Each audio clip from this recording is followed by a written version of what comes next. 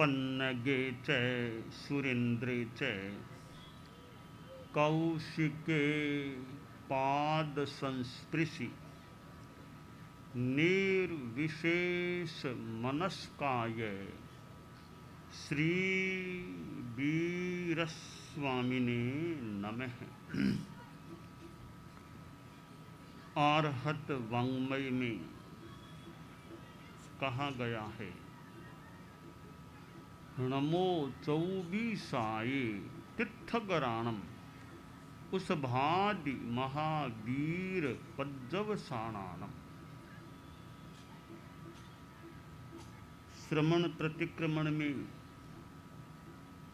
5 पाटियां विशेष हैं, जो श्रावक प्रतिक्रमण से अलग हैं। 5वीं पाटी में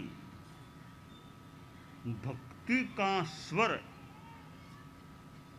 मुखर होता है। जहाँ प्रारंभ में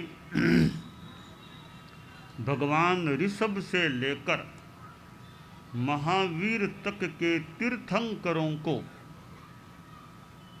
नमस्कार किया गया है, वहीं आगे निर्ग्रंथ प्रवचन के प्रति एक श्रद्धा आस्था का भाव अभिव्यक्त किया गया है।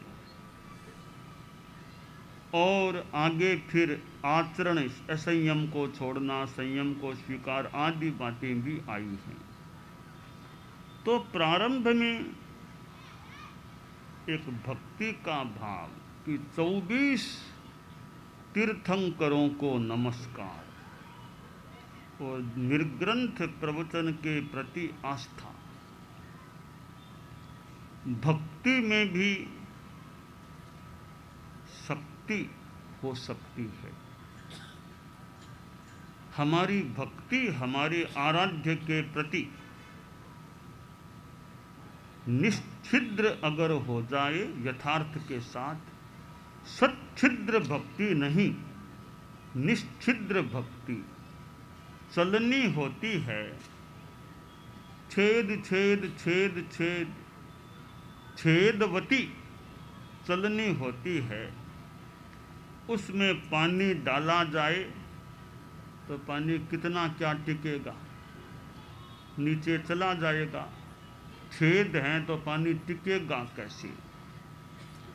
और वही पानी एक बर्तन में, कटोरे में डाला जाए तो वहाँ वह पानी टिक सकता है, स्थिर रह सकता है। चलनी सच्छिद्र है और वह कटोरा या बर्तन निश्छिद्र है, इसलिए यह अंतर है।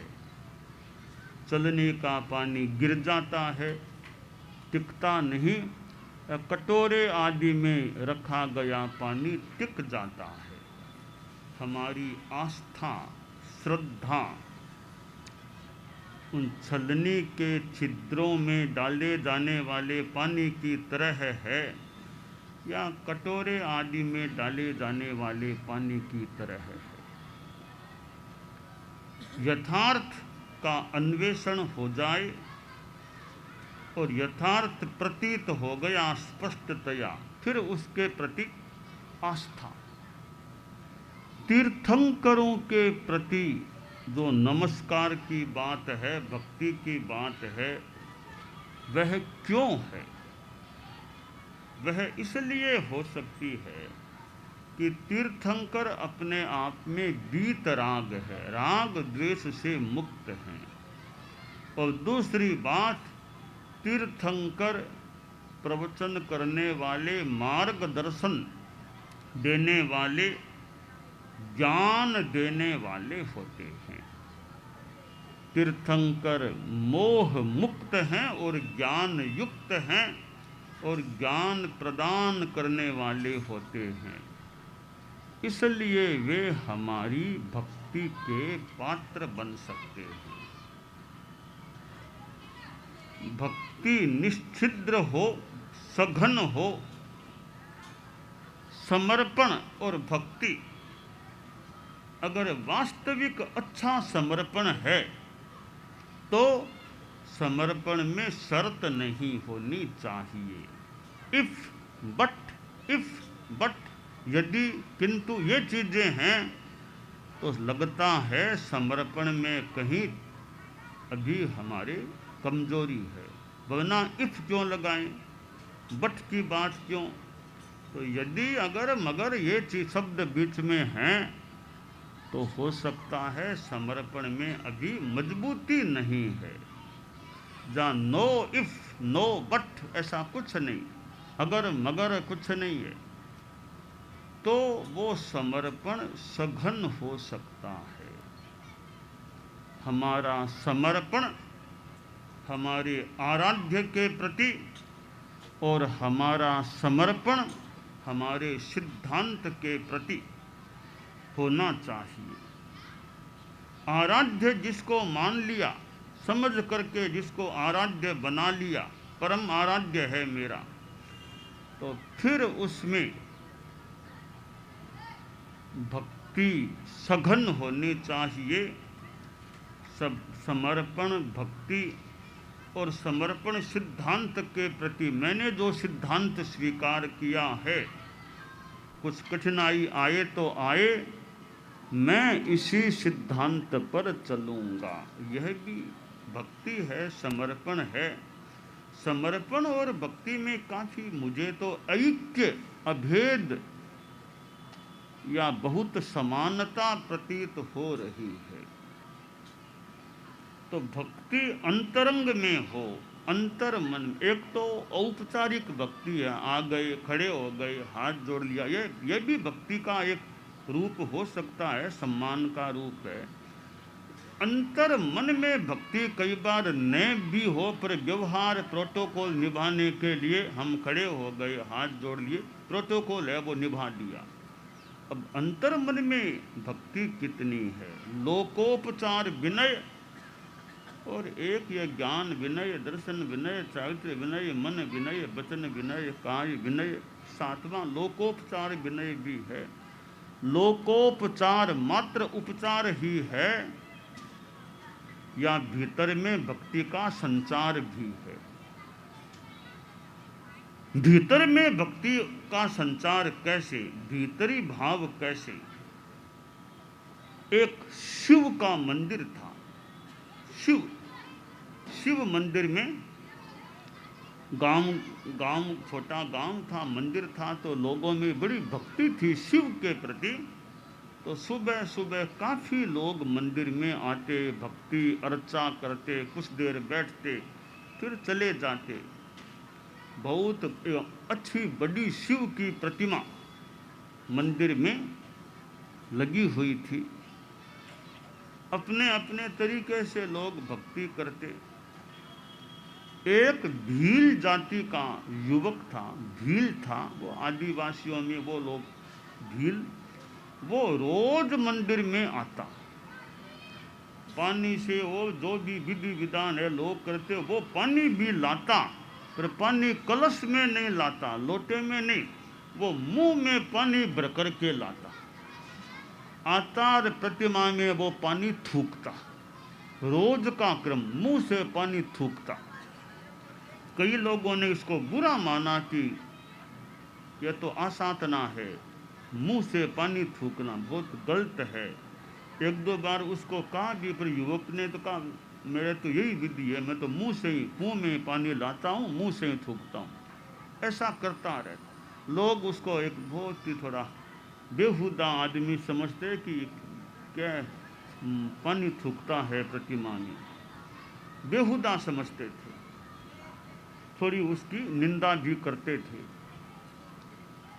एक दिन की बात, वह शिव का जो मंदिर था,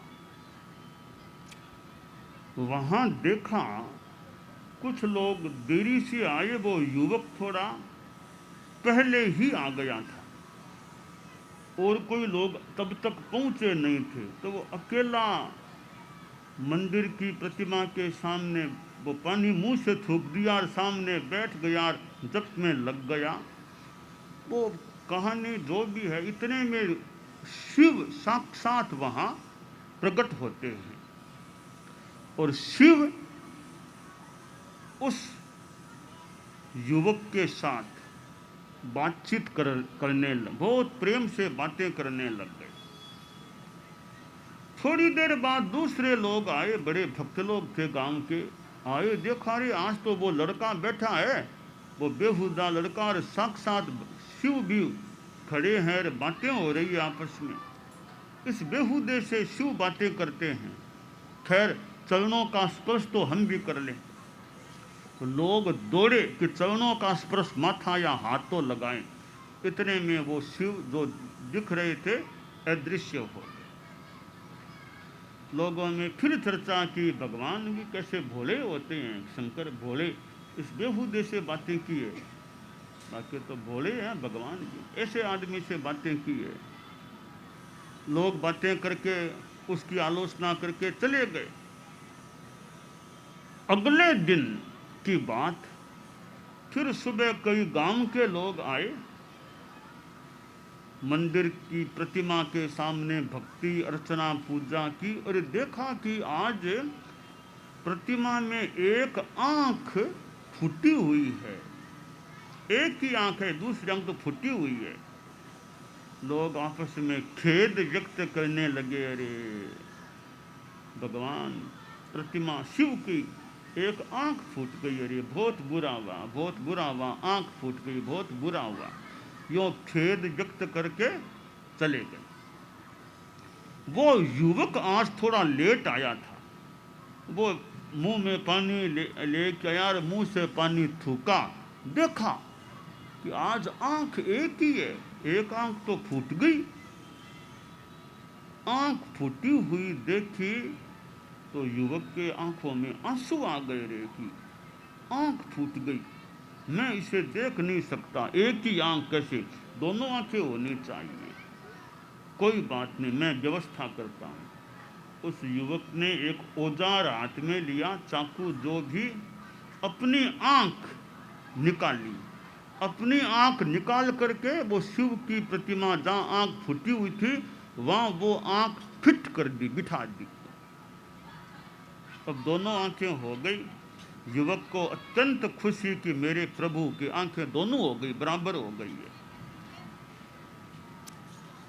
अब फिर लोग, वो भी चला गया। अगले दिन फिर वो लोग आए, वो युवक भी आ गया था और भी भक्त लोग आ गए थे। देखो हाँ आज तो आंखें दोनों हो गई, आज ठीक है, आंखें दोनों हो गई, दोनों हो गई।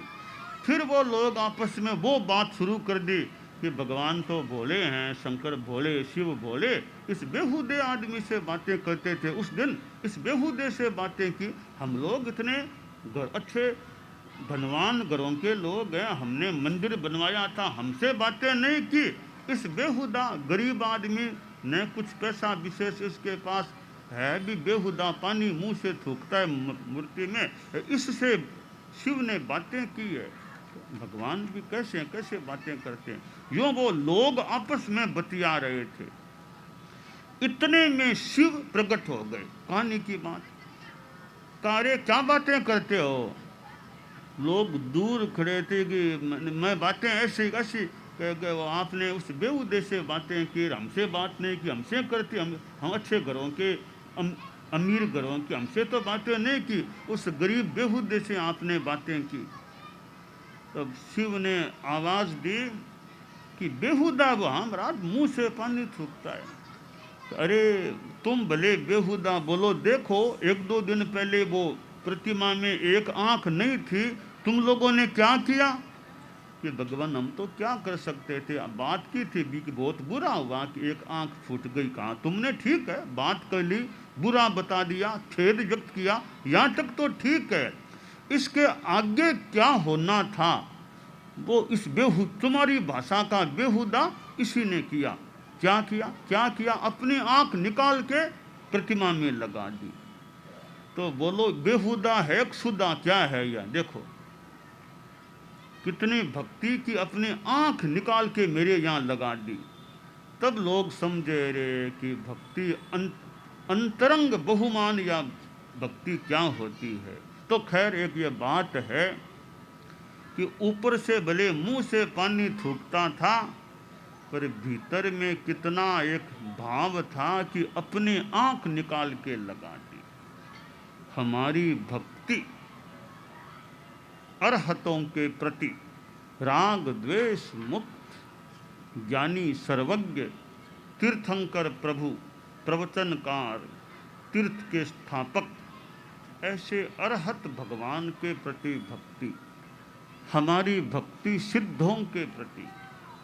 और नमस्कार महामंत्र में 5 पद हैं, तो ये जो अपने आराध्य हैं, पंच परमेष्टि हैं, उनके प्रति भक्ति।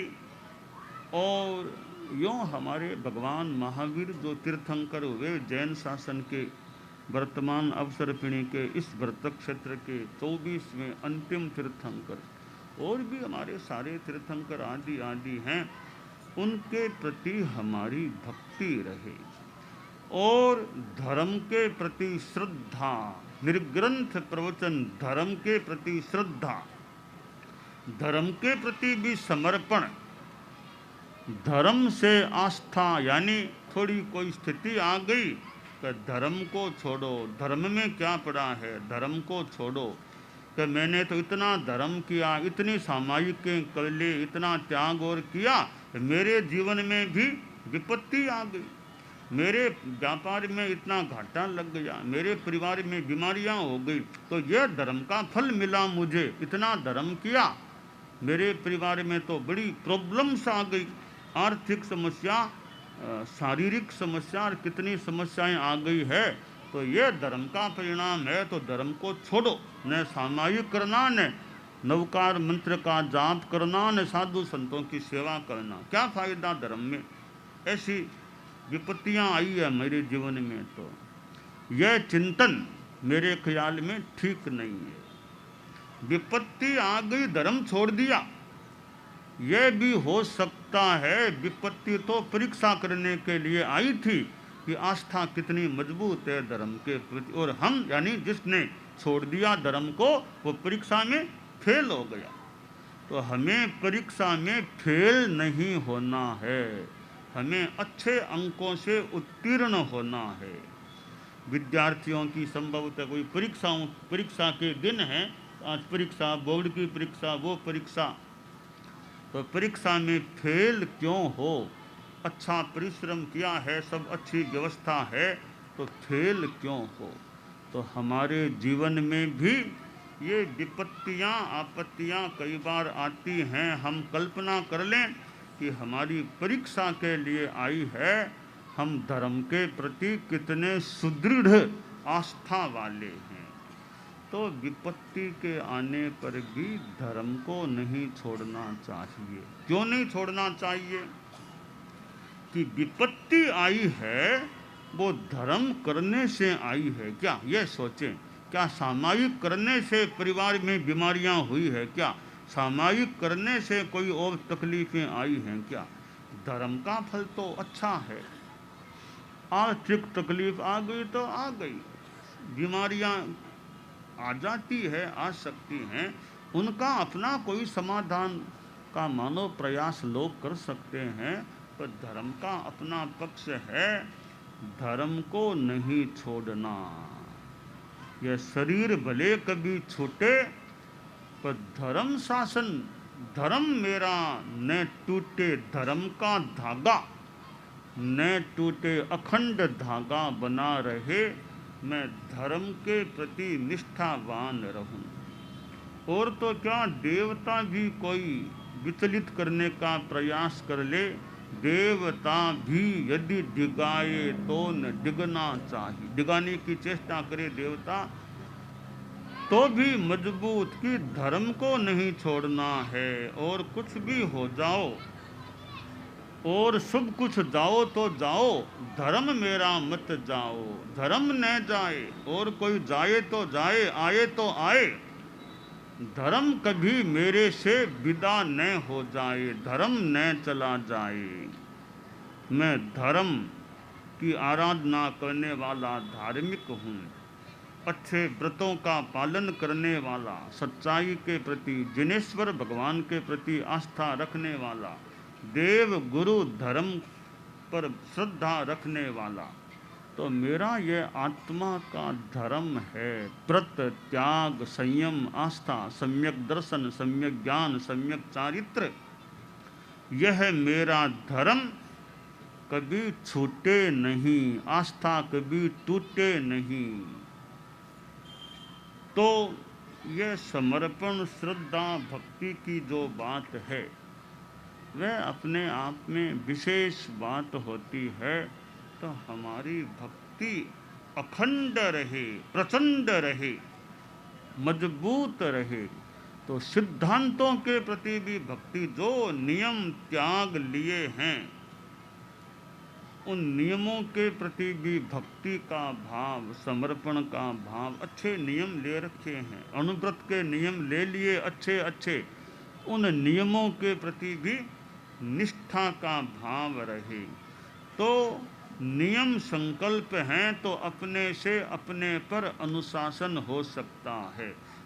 तो हम समर्पण भक्ति ठीक जगह पर, ठीक केंद्र पर हमारी श्रद्धा भक्ति रहे, सही जगह पर सही भक्ति रहे, यह काम्य है।